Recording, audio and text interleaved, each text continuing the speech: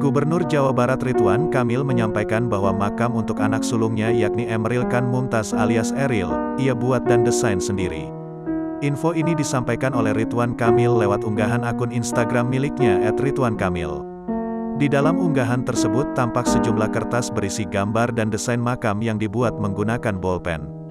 Terlihat juga foto peti mati hingga ilustrasi nyata saat pemakaman Eril telah selesai dibangun.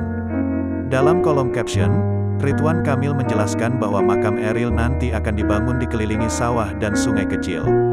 Makam Eril nanti akan terletak di sebuah masjid yang sedang dibangun. Masjid tersebut diketahui akan dinamai Masjid Al-Mumtaz, persis seperti nama akhir Eril. Lokasi makam ini diketahui berada di kampung halaman ibu Eril, yakni Atalia Praratya.